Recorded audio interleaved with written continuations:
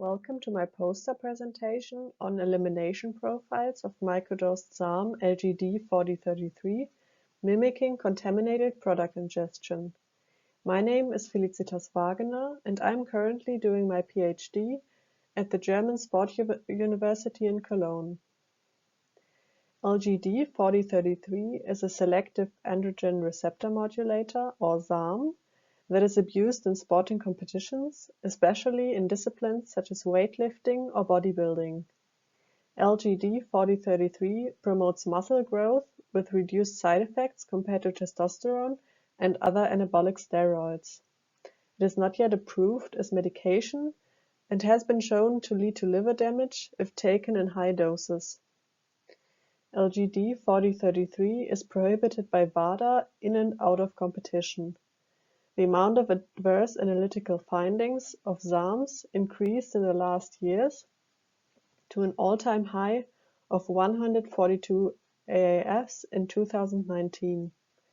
LGD-4033 is the second most detected SARM, with an all-time high of 62 cases in 2019.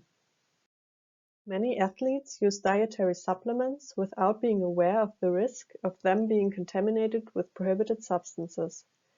The detection of prohibited substances in an athlete's sample will lead to suspension from competition unless no significant fault or negligence can be proven by the athlete.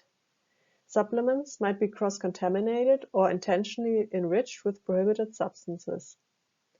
It is desirable to gain knowledge of the excretion behavior of LGD-4033 to be able to better differentiate between inadvertent doping by ingestion of small amounts of LGD-4033 by consumption of contaminated supplements and the abuse of large doses of LGD-4033 with the intention to cheat.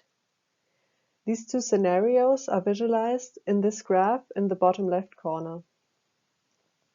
The aim of this work is to conduct microdose excretion studies to gain insight into detection times of LGD-4033 and its metabolites at different doses and find distinguishing features to differentiate between the intake of larger amounts of LGD-4033 and the recent intake of small amounts, which might be due to the consumption of contaminated supplements.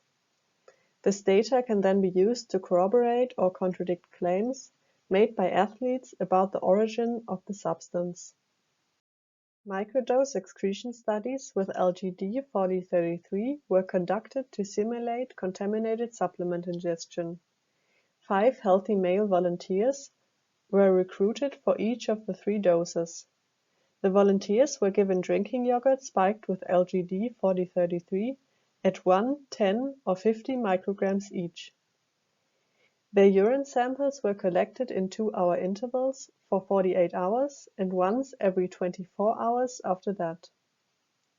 The urine samples were prepared for analysis by hydrolysis followed by solid phase extraction and subsequently measured on a thermoscientific Orbitrap Explorer system in parallel reaction monitoring mode. Multiple metabolites of LGD-4033 were detected in excretion urine with the developed HPLC-MS method, namely the hydroxylated and ring-cleaved metabolite, a trihydroxylated metabolite, a bishydroxylated metabolite, a monohydroxylated metabolite, an oxidated metabolite, and the epimer of LGD-4033. Here the extracted ion chromatograms of the metabolites is shown. Of most metabolites, multiple isomers were detected. A total of 15 metabolites in addition to the parent compound is detected in the excretion urine samples.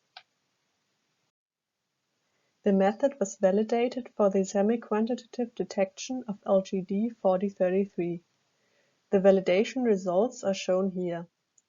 The method showed a good inter- and intraday precision as well as recovery, ion suppression and stability. The LOD was determined at 8 picograms per milliliter. The method showed a good linearity.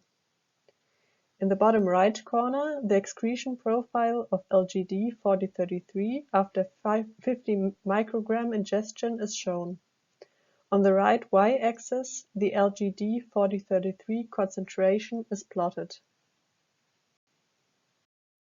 The range of detection times for LGD-4033 and its main metabolites is shown here for the 3 administered doses in ascending order. The minimum detection time is shown in dark blue and the maximum detection time is shown in light blue. The metabolites with the longest detection times were the 2 bishydroxylated metabolites A and B, with a maximum detection time of 23 and 22 days respectively. The detection times of LGD-4033 and its metabolites vary notably between individuals. To allow for determination of the time passed since ingestion of LGD-4033, the ratio of the metabolites show promising results as they change over time. Further research into this is required, and the results will be published soon. Additionally, multi-dose excretion studies will be conducted to simulate regular intake of LGD-4033. I would like to thank my colleagues at the Center for Preventative Doping Research in Cologne, as well as the Manfred Donecke Institute, the German Ministry for Interior, and the Partnership for Clean Competition for their support, and you for your attention.